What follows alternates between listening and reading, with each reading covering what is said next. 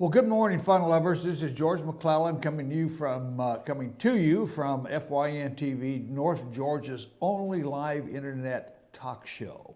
And I will not presume on the enthusiasm of BKP for what is in the news today, but I'll add my own take to it and take us in a little different direction. TV is filled with anti-Trump comments. The whole group is anti-Trump. But BK's right. Trump is a serious candidate. He is a serious candidate.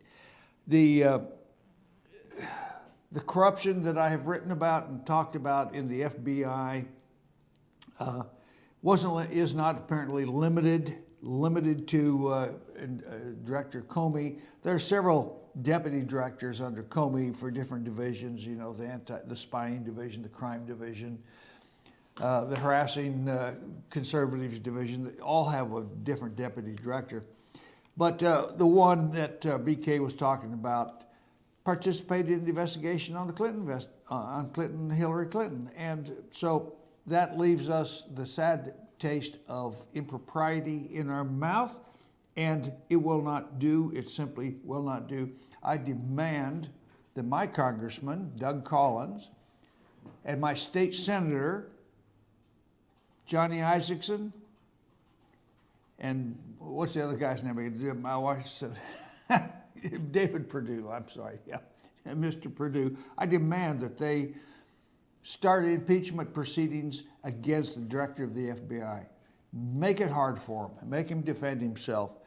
Trey Gowdy will do it. Chaffetz will do it in their committees.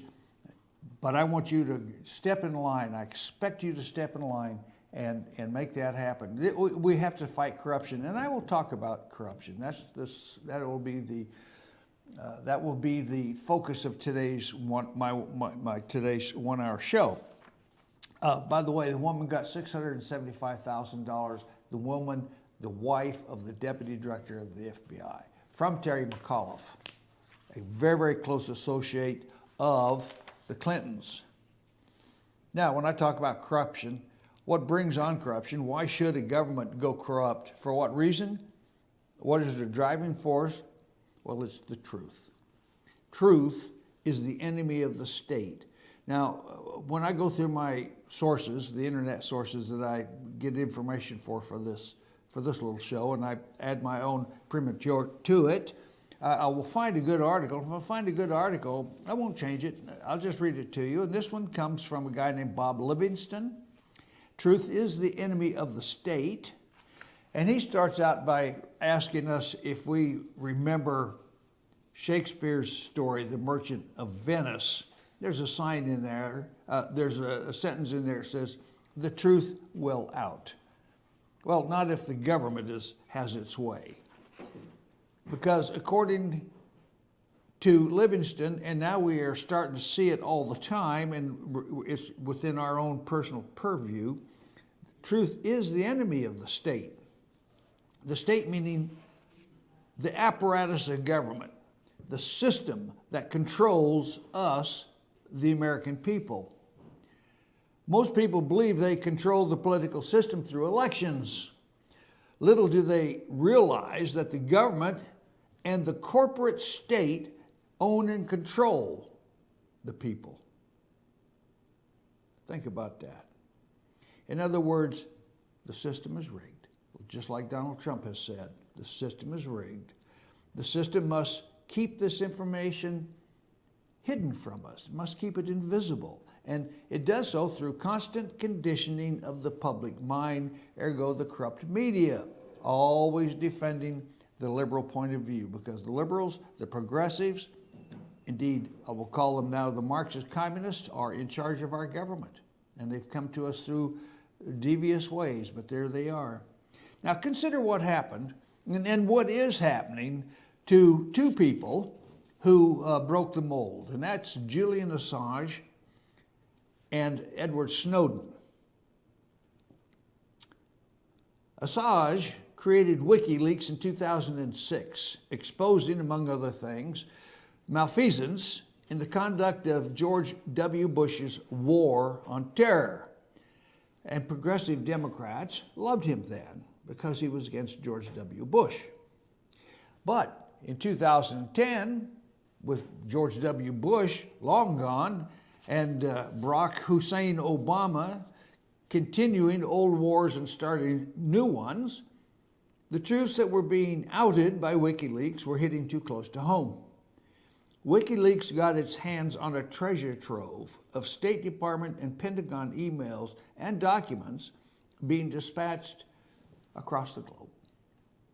WikiLeaks is revealing, and this is what it's revealing, that the government is a secretive, unaccountable, overpowerful government, a perfidious empire that seeks to rule the world by guile, cunning, or force if necessary. And the response by the United States government and by authorities in some of the U.S.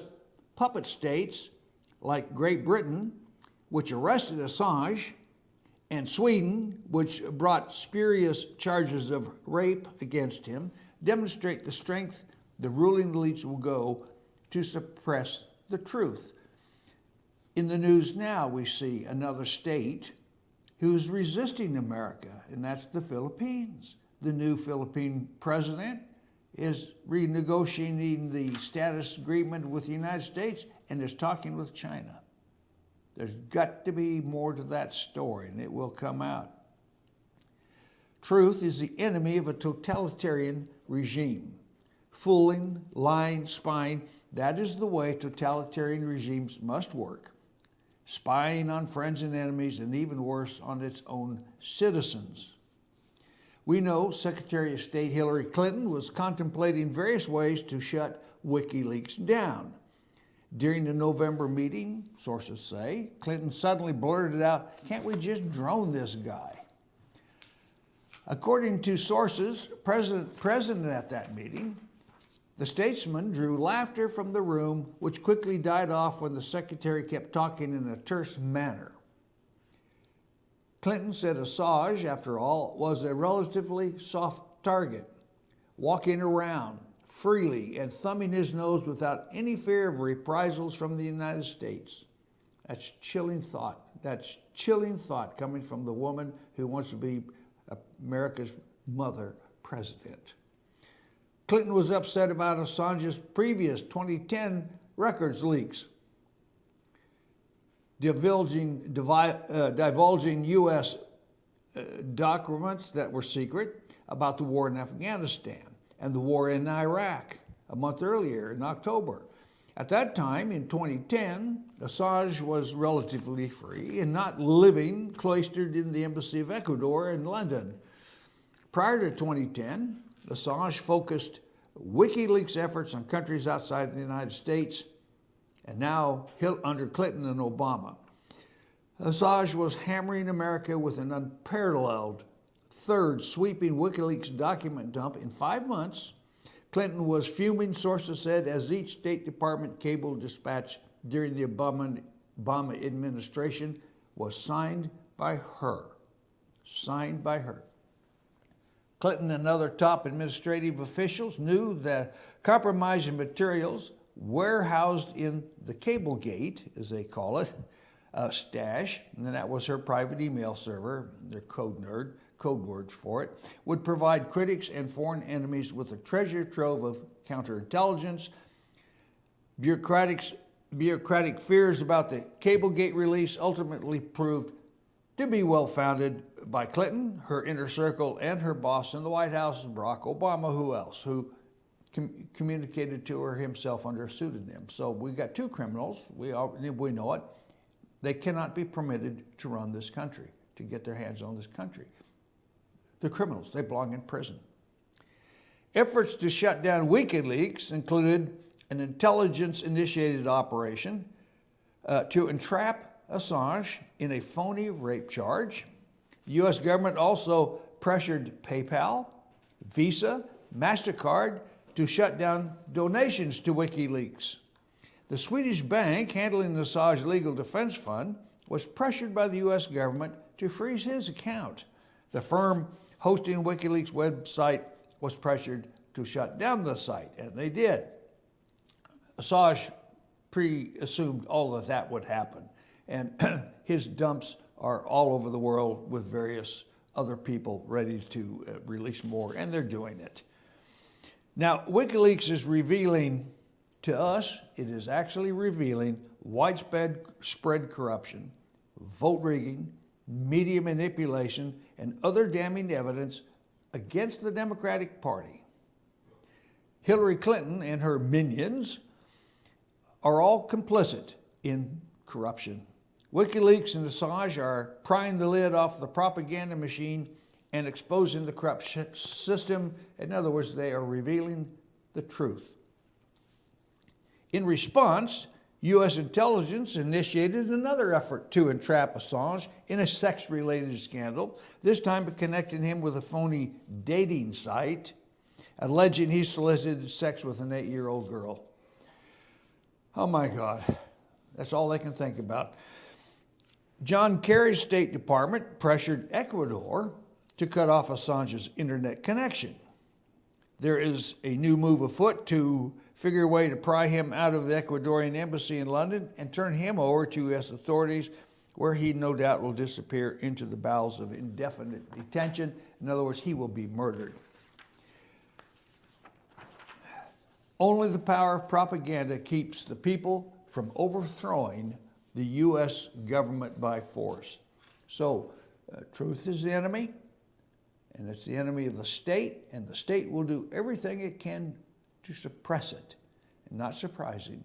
What is surprising is the vast number of voters out here on both sides of the political spectrum, Republicans and Democrats, and who see truth seekers and truth disseminators like Assange and Snowden as enemies of the state. Yes, what they did was crimes, but it's crimes only because our government is criminal. I'll give you another example. What the state wants to hide. Good little story I pulled out. A pilot with a major airline was confronted at his home in December by federal air marshals and deputy sheriffs who were there to confiscate his federally issued firearm and his state-issued permit to carry a concealed weapon permit. His crime? He posted a series of videos to YouTube that showed flaws in the Transportation Security Administration's screening procedures. The video, since removed, demonstrated how flight crews are subjected to intensive pre-flight TSA screenings, while the ground crews that service the aircraft are able to access secure areas by swiping a card, pushing toolboxes that are never searched. The videos also show a rescue axe on an airliner's flight deck available to pilots who have just been screened for weapons. That is incompetence. There's no supervision or leadership there, but it works. And I'll tell you, you push it, you put on a coverall that has an airline logo on it, you push your toolbox, you go right on in. And when I had my private security business, we've done several of these, doing security surveys of banks. And they were in big high-rise buildings that had maintenance services, and they were contracted maintenance services, not services hired by as employees of the building. So they were contracted out.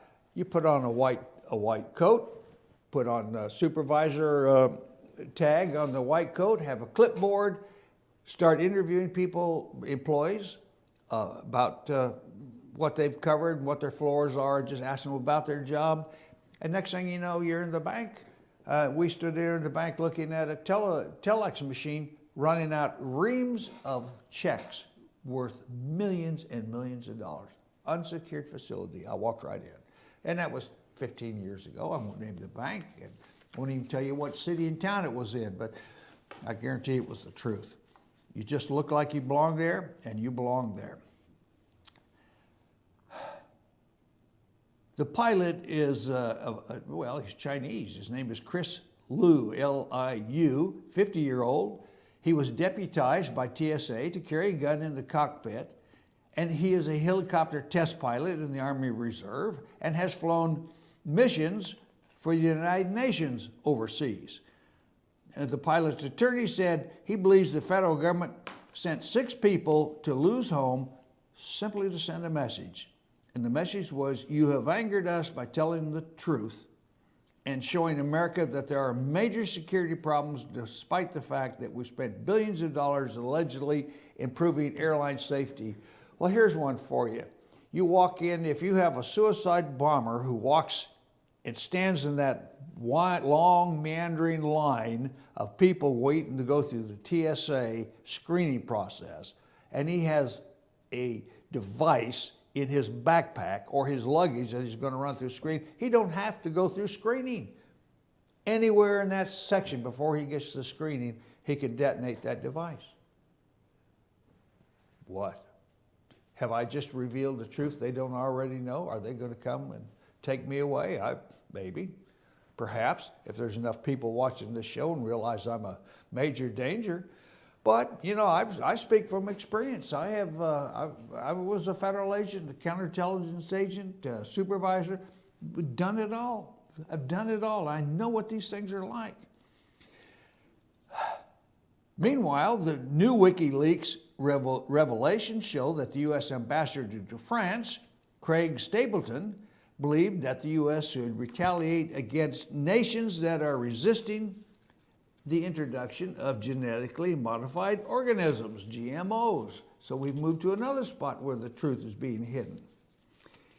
In that cable, the fellow named Stapleton writes, Mission Paris recommends that the USG, and that's the U.S. government, reinforce our negotiating position with the European Union on agricultural, biological, or by publishing retaliation lists where the extended reasonable time period expires. Anyway, it's time for a few words from our sponsors, and we'll see you on the other side.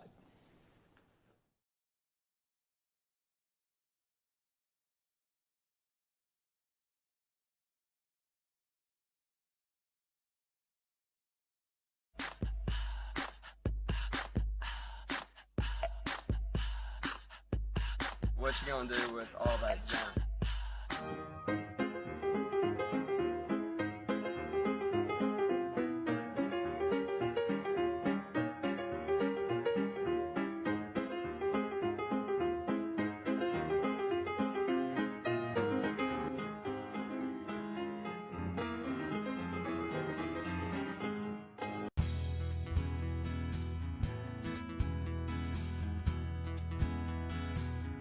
Hello, my name is Chad Watkins. I'm the manager at Larry's Body Shop.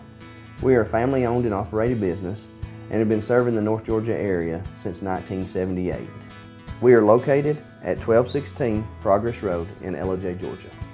Our shop specializes in collision repair and we work with all major insurance companies. Larry's Body Shop is ICAR Gold, the highest role of training recognized by the collision repair industry. It is estimated that only 10% of collision shops meet these standards. Our shop consists of state-of-the-art equipment such as laser measurement system, down-drive spray booth, spot and MIG welding equipment. All of our paints are mixed on site so that we can guarantee your paint to match every time.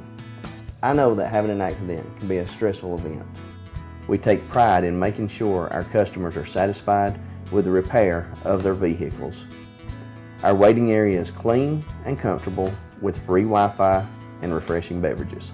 So if you're in an accident, stop by and see us at Larry's Body Shop.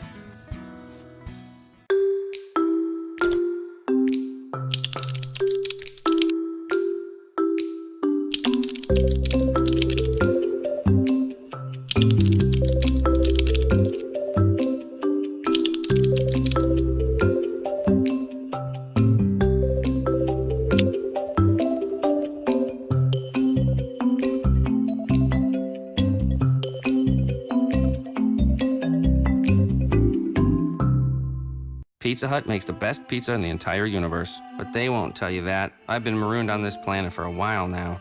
You are an impressive race. Your children know excellent hiding places. Your oceans aren't filled with lava. And you figured out how to combine a grilled cheese sandwich with a Pizza Hut pizza. Surely interstellar travel will soon follow, and then I can finally get back home.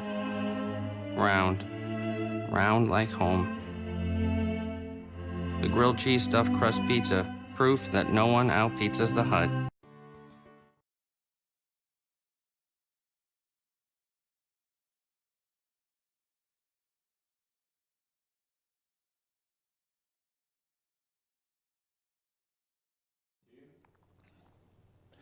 Welcome back. This is George McClellan on Fetcher News TV. You can reach me at 706-889-9700 or by email george@fetchernews.com.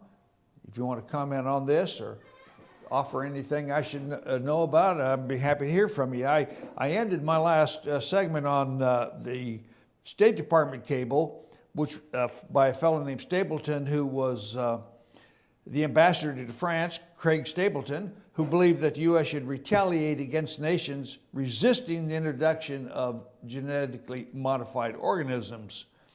And he got down to countries should have a time, make up your mind by this time, otherwise we'll go after you. In our view, Europe is moving backwards, not forwards on this issue, with France playing a leading role, along with Austria, Italy, and even the Commission. In France, the Grenelle environment process is being implemented to circumvent science-based decisions in favor of an assessment of the common interest. How about that?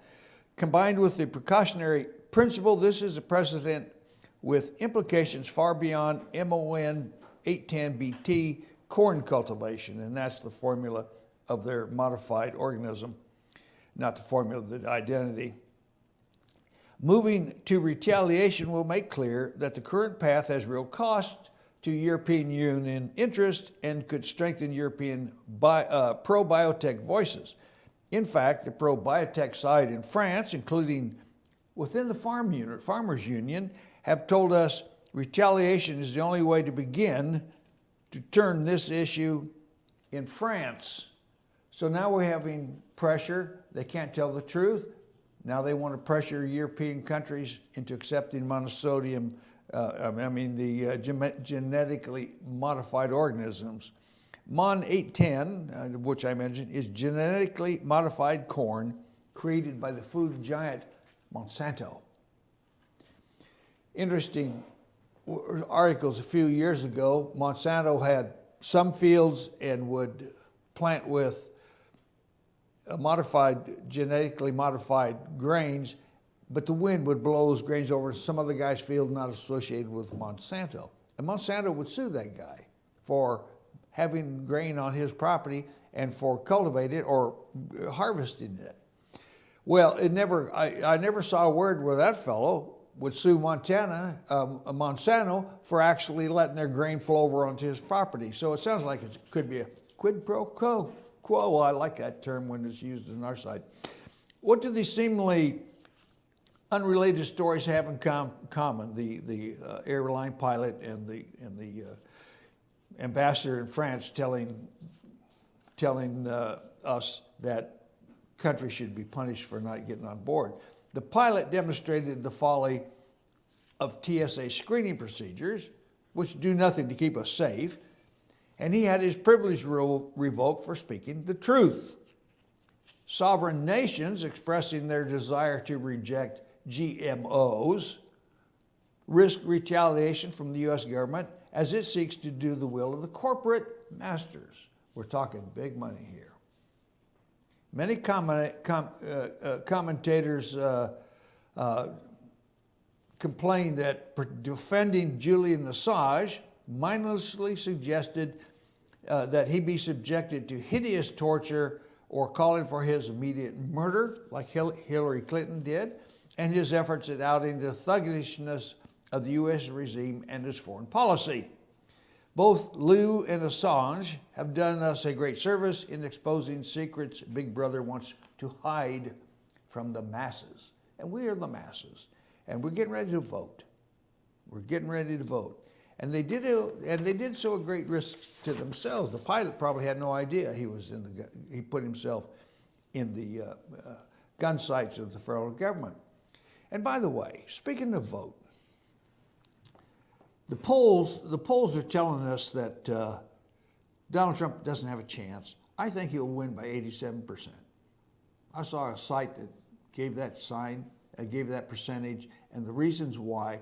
And also, I'm convinced every time Trump has a rally, which is 2 or 3 a day throughout America, and he has his private jet to get to these places very quickly, the places are packed. Thousands of people, standing room only, outside of the event venue. Hillary doesn't have anybody. And if they're there, they had to be paid to be there. Tell me that's not the most important poll that's out there. I think that they're telling us that the senators and these Congress and senatorial seats are it's iffy whether the Republicans can hold on to their majority. I think not. I think not. I think that we're going to see the conservatives keep the Senate and keep the House.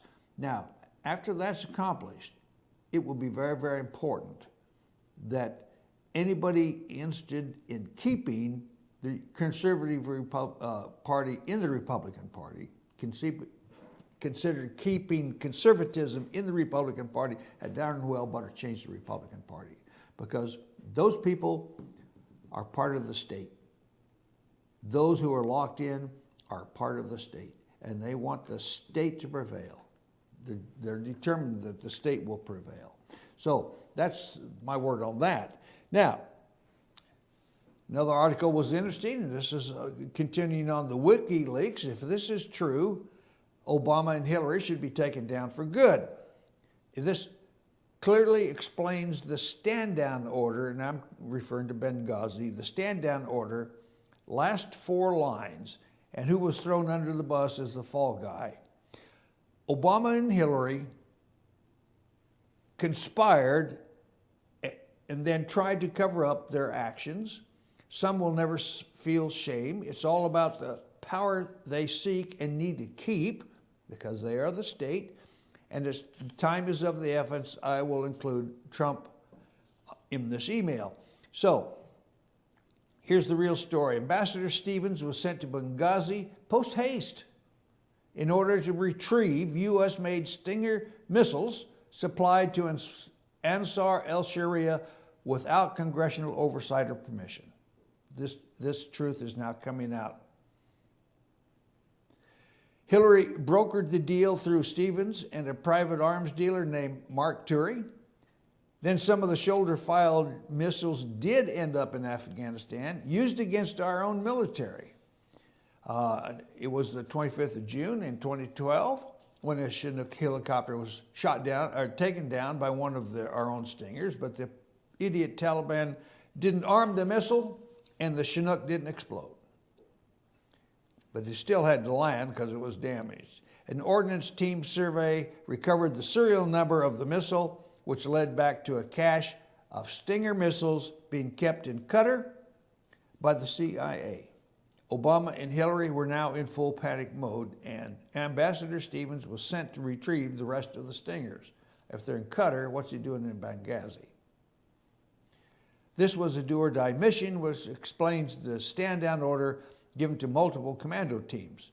It was the State Department, not the CIA, that supplied them to our sworn enemies, because General Petraeus wouldn't supply these deadly weapons due to their potential use on commercial aircraft and military aircraft, ours. Then Obama threw General Petraeus under the bus after he refused to testify that he had okayed the talking points about a spontaneous uprising due to a YouTube video, which we now know is completely BS, totally BS. Obama and Hillary committed treason, and this is what the investigation is all about. Why she had a private server in order to delete the digital evidence, and why Obama, 2 weeks after the attack, told the UN that the attack was because of a YouTube video, even though everyone knew it was not. Further, the Taliban knew that this administration aided and abetted the enemy without congressional approval, and John Bonner, then the Speaker of the House, created the Select Committee, and the Taliban began pushing the Obama administration for release of the 5 Taliban call them generals, they're leaders. Also, Bowie Bergdahl was just a pawn. Everyone knew he was a traitor. So we have a traitor as president of the United States.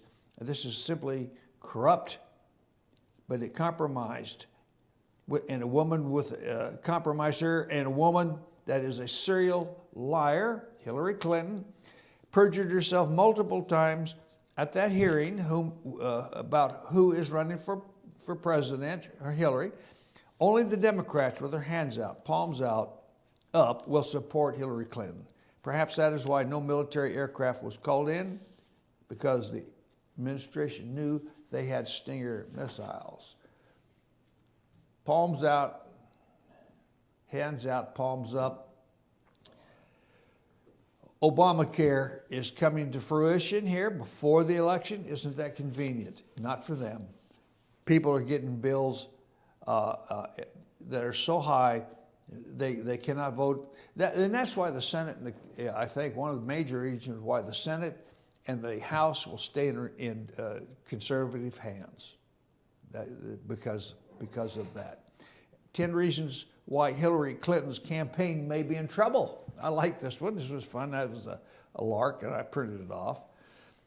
Setting aside the early polls, which usually will result in day after apologies and tortured explanations about how we got it wrong, here are some clear signs that Hillary's ship is sinking.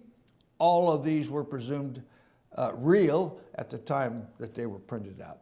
We'll start 10.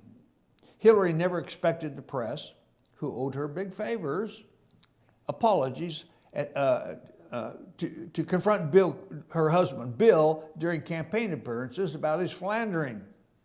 And Bill didn't have an answer. He simply ignored the question and retreated to the safety of his presidential suite at the local Ramada Inn with a comely campaign aide. Chelsea Clinton had been unleashed to fill the void left by Bill because she hadn't done any philandering. In any event, her new role as a mom attack bitch dog has left Democrats epileptic. And this one is really true. And they refer us to a link above, which is, this is interesting. Write this one down. TheHill, one word, .com/homenews/campaign, and see what you come up with. Black Lives Matter doesn't even show up at Hillary campaign events anymore because Hillary doesn't matter. And there is no news coverage, meaning Black Lives Matter can no longer count on free airtime for their single-issue photo ops. Well, now that's a condemning statement if there ever was one. Photoshopped images of Bernie Sanders wearing an Islamic turban have been mailed anonymously to the press.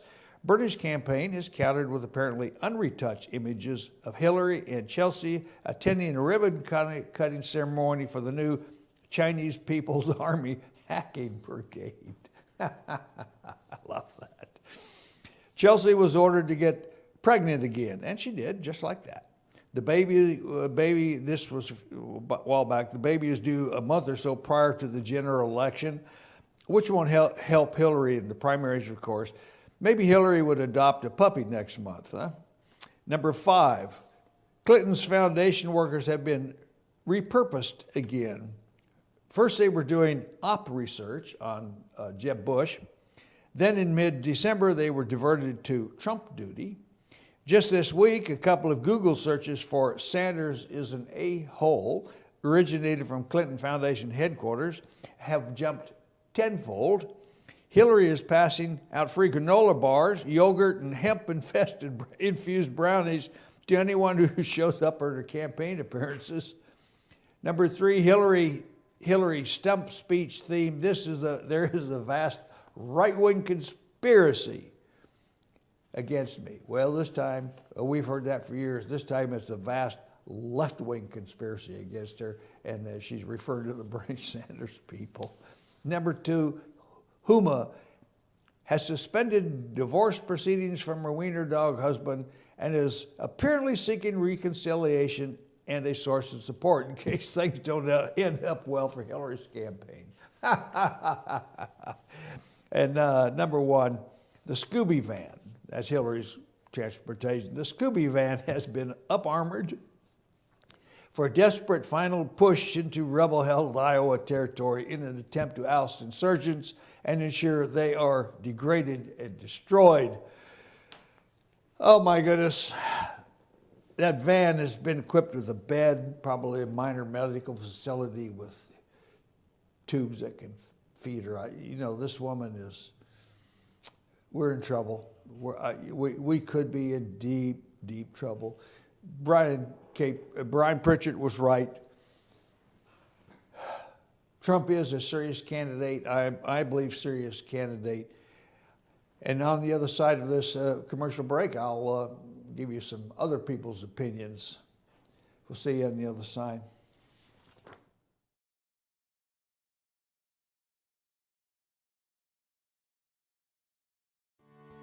North Georgia Diamond is your source for diamonds. Come on in to view the area's largest selection of fine jewelry at North Georgia Diamond. All repairs and designs are done on site by our jewelers. And North Georgia Diamond has the lowest prices on loose diamonds.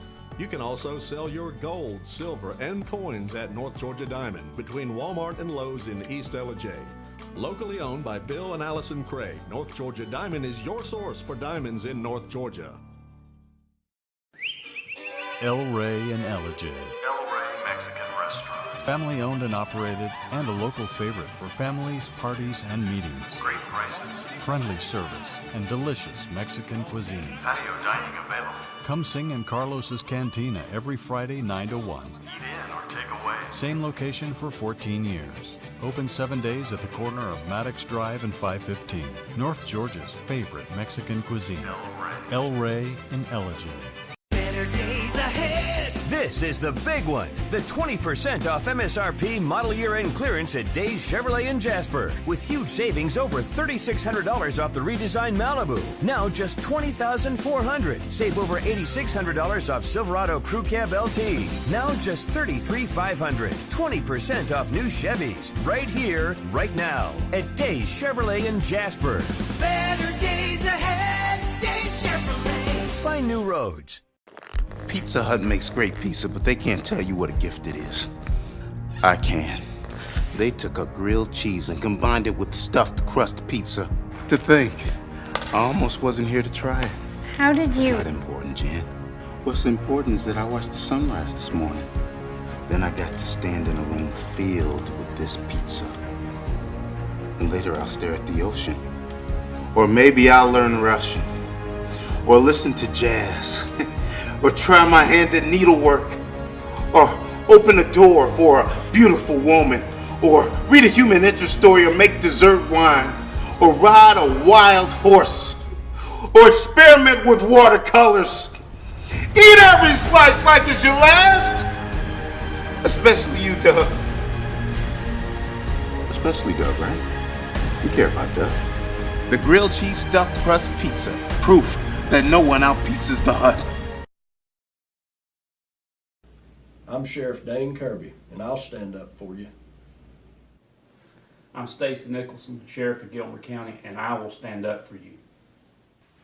Stand up and speak out. No matter how rich, cool, talented you believe yourself to be, how you treat people ultimately tells all. I am Allison Sosby, District Attorney, and I'll stand up for you.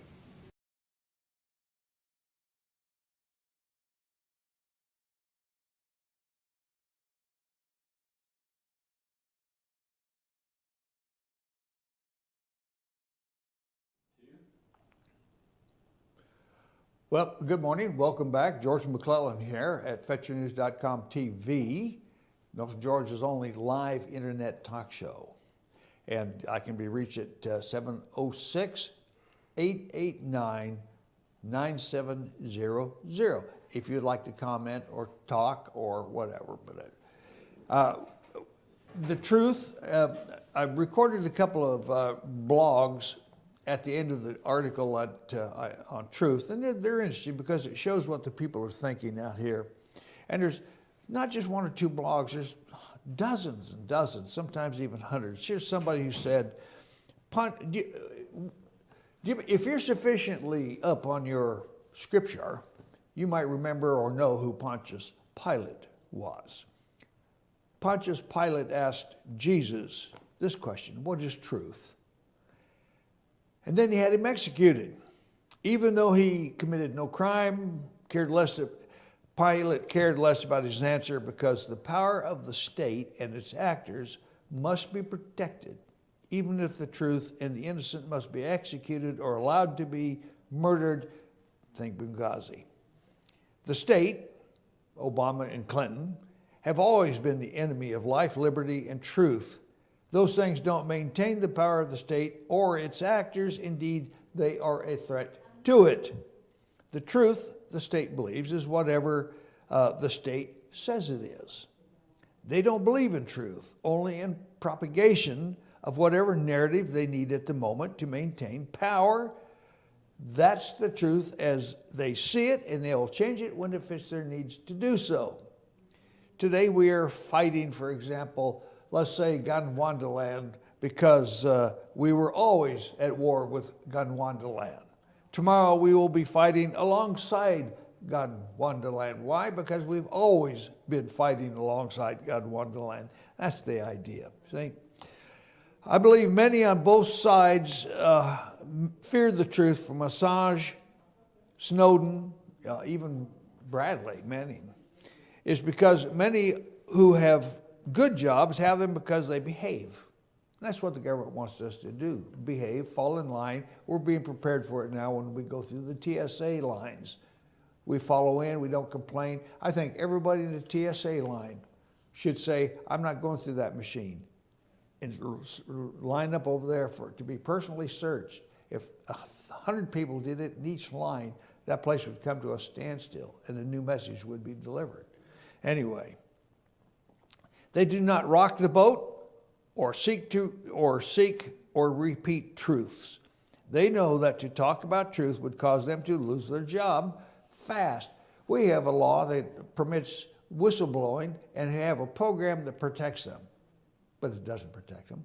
Whistleblowers are still persecuted in the federal government, and the federal government even started this. Congress even initiated this law, but these organizations that have whistleblowers, they still go after the whistleblowers. So a lot of good that does, you know. Their existence, the truth tellers, the whistleblowers, is a precarious one in which they could lose all they have if they step out of line, even for just a moment. Everything in our world is conditioned with lots of strings attached. Nothing is truly free to the enslaved. If you speak out of turn or speak the truth, you'll have none of the perks and all of the shame. Private business will fire you, of course, and then they'll weigh you down with competing clauses, so you can't work in your job anyway, and then they'll kick you out the door without your benefit. You will be called a loser, a failure. You are not a man. MGTOW, I haven't figured out what that is, largely about this shaming tactic. They say you have nothing to show for yourself. Having integrity and morals and standards and principles means nothing to them unless it favors them. Then they'll praise you for it. They are leftist Marxists. They have no soul. Men and women of truth love and value truth and intelligence. They only want credit for it if they merit it. Marxists love praise, while knowing full well that they have not got it through honest ways, but through pleasing those above them with flattery and blind, unquestioning devotion to evil. This is what one man thinks. Some men, when they play sports, don't mind cheating at all. I heard a comment one time that says Little League Baseball teaches young boys about living life and competition, and can't think of the word. My goodness, it must be getting old in my old age. I'll come up with it. When they play, some men don't mind cheating at all. I'm old-fashioned, I guess, because according to the rules, if I don't win according to the rules, I don't want the victory. I won't accept the victory. Instead, I'd want to perfect my craft, so that I can legitimately win. That makes you feel better and you sleep at night. That would be the victory I could feel about. Too many people are leftists in nature, this man says. Leftists in nature. And what he's saying is they have been programmed by propaganda into becoming humanistic secularists. Human secularism does not require a belief in God. And once we lose our belief in a God, then our moral standards can be attacked. Everybody does it. Oh, everybody does it. No, everybody doesn't do it. They do not object to taking what they are not entitled to. Boy, don't we see that. Now we have the power of the state to come seize people's property. They'll seize money from you because they say, oh, you must be dealing drugs, you got all this cash money, we'll seize it. They don't object to that. This is corruption at the highest levels, and it trickles down to the lower levels. In order to overcome government lies, we have to decide that lies are not for us and that we don't want to be like the government. That is exactly what Donald Trump is telling us. That's precisely what Donald Trump is telling us. There's a book by a lady named Becky Akers. This man references this book, and the recommendation to get it is called, the book is not by Becky. She recommended the purchase of this book on Karl Marx. And I talk about Karl Marx all the time. I've read everything there is about him, including the book. The book is called Marx and Satan. And Satan was and is the father of the lie. He fears truth. He tries to hide all he does. He admits nothing, and he is up to no good. There is no good in him. Same for Marxists. Well, the first rule of Marxism is to admit nothing, deny everything, and blame somebody else, which is what Clinton does all the time. Clinton does it all the time. Truth is relative. Facts can be twisted to become somebody's truth. The facts remain that governing has never been transparent, and all with good reason. The sad truth is that the average person, us, we're dolts, and I know it. You listen to the Waters on the street out interviewing people about issues pertinent to their existence. Well, what do you believe about Sharia law? You think Hillary's Sharia law should be introduced? Yeah, yeah, it's a wonderful thing. And they have no idea what they're talking about. They're dolts. And those people we depend on to get the consensus to govern our system. So now we're allowing illegals to vote, which the law says illegals cannot vote. You have to be an American citizen. Why? Just so the corrupt can stay in power and continue to rob us and lord over us. Our founding fathers knew this, and that is why we have the Electoral College, and which originally only white men and business owners had the vote, hopefully smarter than the average people. Trump is, and this guy goes off in the wrong direction, I think. He said, Trump is the culmination of our founding fathers' nightmare. A near incompetent person to run the most powerful company in the world. Of course, Trump is not incompetent. Trump is a multi-billionaire, businessman, real estater. He has skills, and incompetence isn't one of them. But this fellow thinks it is. Our country has enemies and competitors, and nobody knows how to deal with competitors and enemies better than Donald Trump. At least we've seen that. Now, he may get a little testy and speak off the cuff. I agree. Not very politically correct. That's another thing that has to go anyway. The only reason you are praising their actions today, that's Trump's, is because it fits your political goals. I would seriously doubt if Assange would be revealing Trump taxes or his lawsuits or GOP internal communications. You would be praising him, and that is the truth. Well, everybody has an opinion. Now, this guy absolutely had the right opinion, but he went around it in circuitous ways. Now, we're getting close to the end, and it's time for my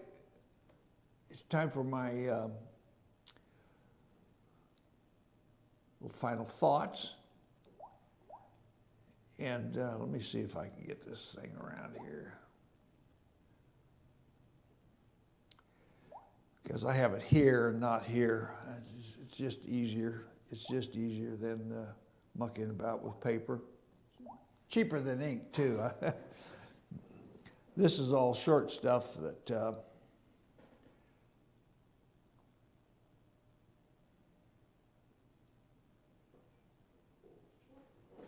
okay. Here's Hillary's a common thief. I ought to talk about that because she is. We know that. I'm going to have to go this way.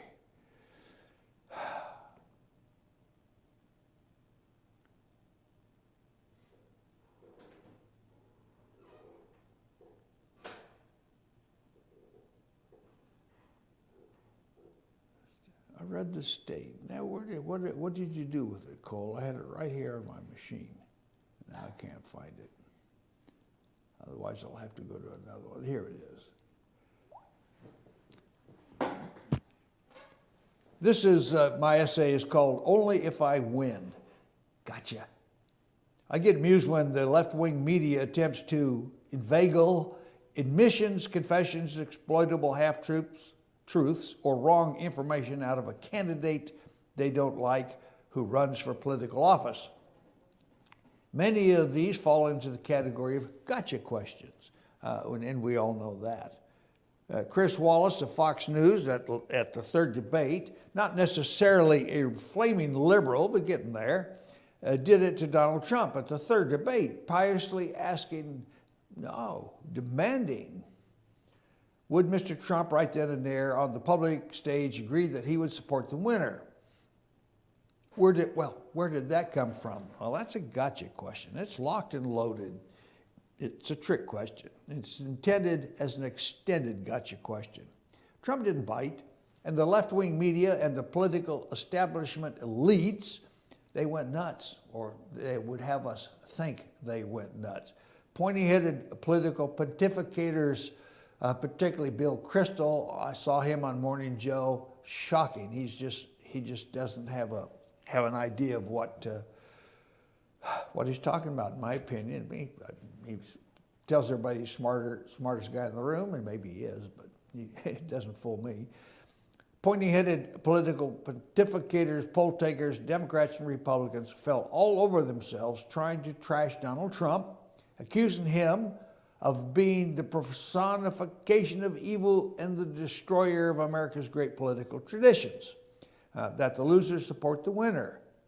Well, that's a great tradition. Well, that means publicly saying they would. Strange, isn't it, that Chris Wallace didn't ask Hillary Clinton if she would support Donald Trump if he won? No, she'll go apoplectic. To the left-wing media, Trump is a direct threat to the truth, to the progressive plan to raise America's moral foundations and prevent them from creating the glorious new one world order, with them in charge, of course. Trump's election would also inhibit their raiding the public coffers to supply their friends with investments like the silly solar and wind energy schemes that are producing nothing but debt. And they're not ready for prime time. If they were, then producers would be out there building and selling that stuff to the public. No, Obama has to have the government pay for it, subsidize it. And subsidizing private industry is picking winners and losers, and that's not right. For them, the free enterprise system is a loser because they believe that because we are the deplorables, we are in need of their beneficence. Trump immediately understood that agreeing to Wallace's entreaty was a dangerous idea. In these days of encroaching socialism, for Donald Trump to agree that should he lose, he would support the winner, Hillary, would be seen as his concession that the election was Hillary's and she might as well be crowned straight away. Well, that's what the real left-wing media was wanting, an acknowledgement that Donald Trump was at his end. They're scared because they know a Hillary win is not a sure thing. Because Trump flat out said he would accept the results of the election only if he were the winner, leaving his option open for recounts, court challenges, and lawsuits in the face of probable voter fraud. The far left-wing media not getting their pound of flesh have gone nearly apoplectic as a result. Oh, the humanity. They go apoplectic all the time anyway, so what's new? Outrage is the current word. The following day, Donald Trump doubled down with the same promise to a cheering crowd in Wisconsin, leaving even the fate-tisking Republicans knowing that Donald has a better than 50-50 chance, nearly prostrate with grief, consumed with misery, and running out of options. I said it's going to be 87%, and I'm just repeating another guy's prognostication, but he's been right so many times, he might be right this time. They don't see the tsunami coming. Neither do the Republicans. What Trump effectively did was to plant the seed of doubt into the legitimacy of a Hillary Clinton victory. Each day, the rising expose of Hillary Clinton's corruption by email, WikiLeaks, is almost certain to fertilize the concept of a rigged election should Hillary actually prevail. The far left-wing media is complicit in the conspiracy to thwart the voice of the people. But the corruption, now exposed, despite the best efforts of the left-wing media to kill it, has already hastened the progressives' rot that first started with the revelation that the IRS, followed by both the Department of Justice and the FBI, have indeed been corrupted by the Clintons. And for the Clintons, when will it stop? It must stop on November the 8th. And I've used up my show. It's time. New hour. We'll see you in the morning. 10 o'clock, right here at FetcherNews.com TV. FetcherNewsTV.com. I'm George McClellan. Thank you for listening.